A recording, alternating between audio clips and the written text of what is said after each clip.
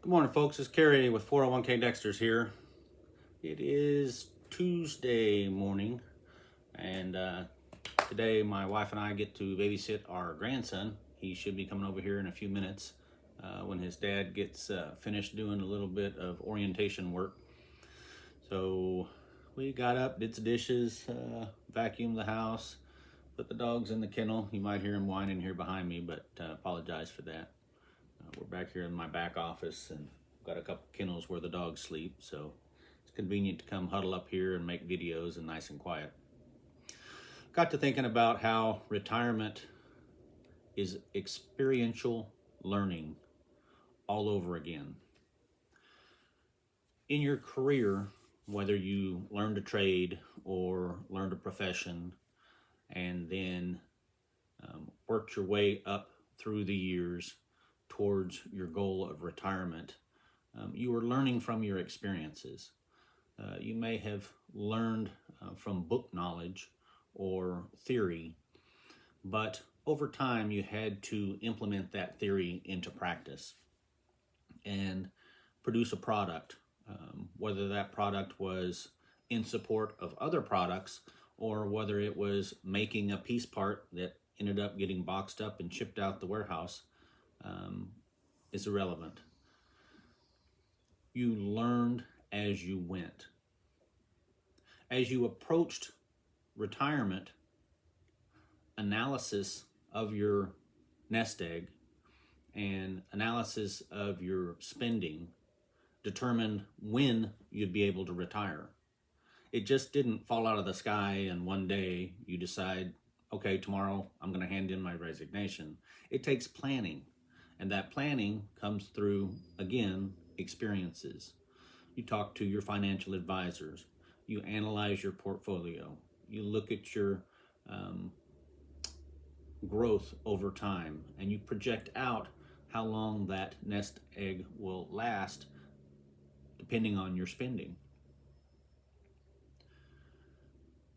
You should have researched what you will be doing in retirement.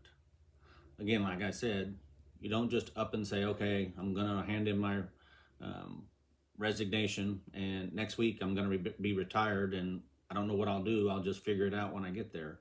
You should research what it is you're going to retire to.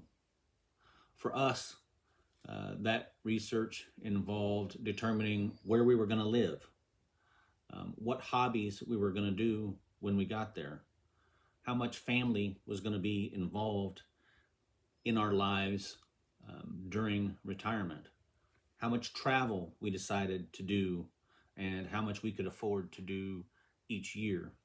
So that research really drives what you're going to retire to.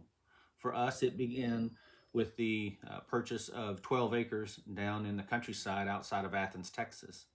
It was a blank slate, no fencing except on one side. I guess that's the south side of the pasture. And they had run cows there for many years over the past. So we knew that we wanted to retire to a less hectic, less busy life. We had been gardeners on and off throughout the years. We knew that we wanted gardening to be a part of our retirement and one of the hobbies, but also contribute to the bottom line, providing vegetables and fruits for our freezer.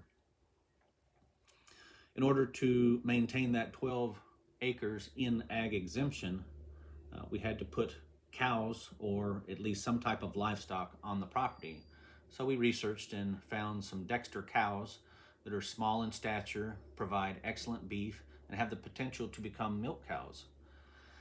Linda wasn't real big on the idea of getting any chickens, but I think I've convinced her into 2 or 3 chickens just to provide some eggs for the table, for the pantry, for the refrigerator, because you just never know. 2020 taught us that the food supply chain is fragile while we didn't think it was.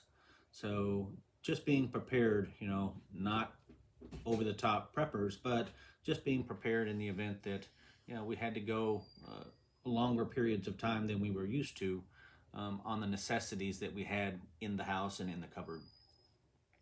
So that's what our retirement research and preparation looked like. But once you get there, I'm now 5 months into it. Um, it becomes again experiential learning. Your experiences are going to drive how you enjoy your time in retirement. One thing that I've mentioned before is our bird dog is down with a trainer. He showed potential very early. We put him with a couple of trainers, and they said, he's got a lot of potential. Um, right before we turned him over to the guy that he's at now, the comment that we got back from the guy that was running him up in North Dakota was, he's going to win, and he's going to win a lot. So for us, that was something that we really hadn't planned on. We had played the bird dog game in the past, but it wasn't in our immediate plans. But plans change. So you have to adapt to those and go with the flow. Our experiences moving forward will determine what our retirement looks like. And we're enjoying every step. We've got a vacation cruise planned coming up in May. We have to determine how we're going to pick up our bird dog from training and then deliver him back for the fall season. So there's another trip. But all those experiences will add to enjoyment in our lives in retirement, and we'll adapt as we go. Thought I'd throw this together for a tidbit of information for you guys on the precipice of taking the jump into retirement, what it kind of looks like on this side, and my thoughts about experiences prior to and after retirement. You guys have a good one.